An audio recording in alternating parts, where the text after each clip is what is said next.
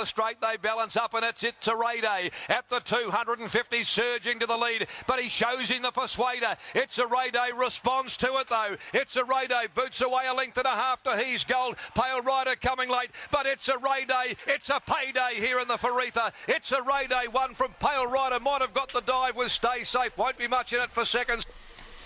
Well, it was a big payday for It's a Ray-Day last start. It will be an even bigger payday today for the team involved if they can take out the WA Guineas. And there's a bunch of Victorians involved in the ownership. And they're going to be having a big party at Lamaro's Hotel today, including Dan Moylan, who is in charge of not just organising the soiree, but also the ownership group today. And he may have been the mastermind behind this early plunge as well. How are you, Dan? Good, thanks, Michael. How are you?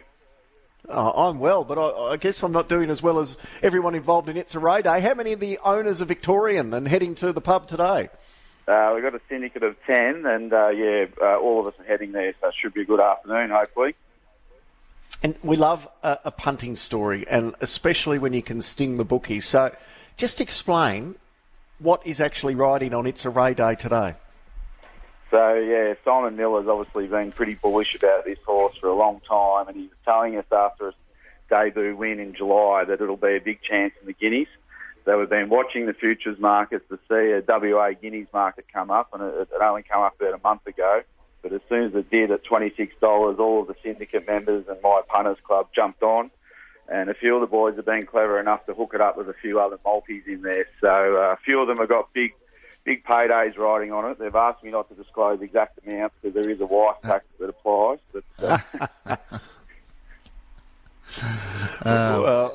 the all-ups... It's six figures, though, isn't it? Yeah, really? between probably 15 of us, it's over six figures. So, yeah, we can say that. So. And it's a $500,000 race to boot. Yeah, it is, Dan, so it's very exciting. Simon Miller picked up this horse for $80,000 at the English Classic, and it's unbelievable that won 3 out of 4, and it's won a listed race, and now a half a chance in a Group 2. So he's done a great job, him and Ali. This is going to be one of those lunches that's going to go one way or the other, big time. So what time's the lunch start, what time's the race, and what are the plans pending what happens in the race? Well, we're getting there at 3, so we're trying to be a bit sensible and not starting at midday, and we'll hopefully stick to the beers until after the race. 7 o'clock, 7:05. So it's a bit of a wait. It's a bit harder in Perth. You've got to sweat it out all day.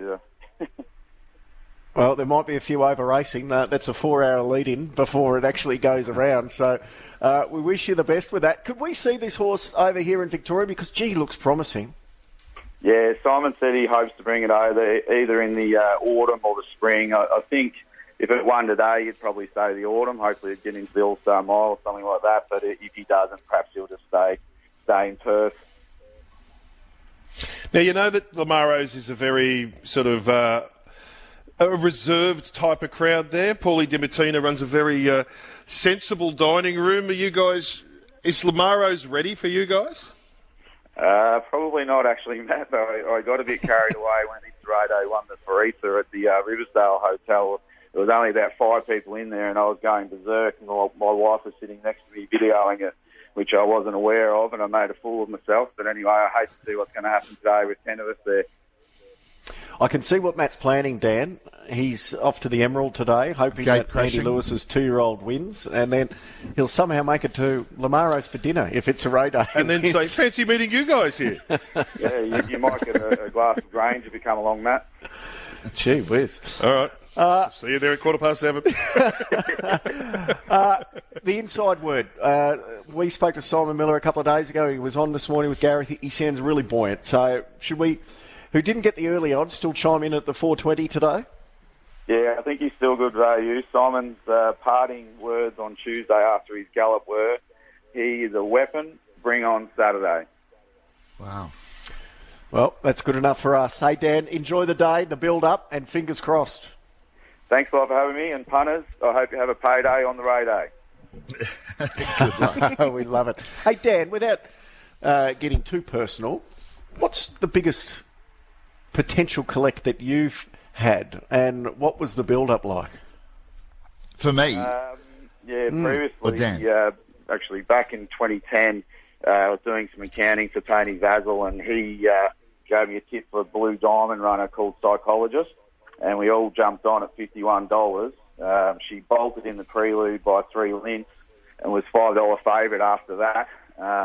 Unfortunately, for the big race, she drew barrier 15 and was 3 wide the whole way and just missed by a length. And it was actually my wedding that day, so the church had about 50 grand riding on it. And the boys all bolted across the road to the Gwen Ferry Hotel to watch the race. Thankfully, my wife was very understanding and let us delay the wedding photos. That's brilliant. Hey, hang on to her. Trust me, she's 1 in a million. She's gold. I'm very lucky. Well, best of luck today, Dan. Thanks, Todd. Have a good day, guys.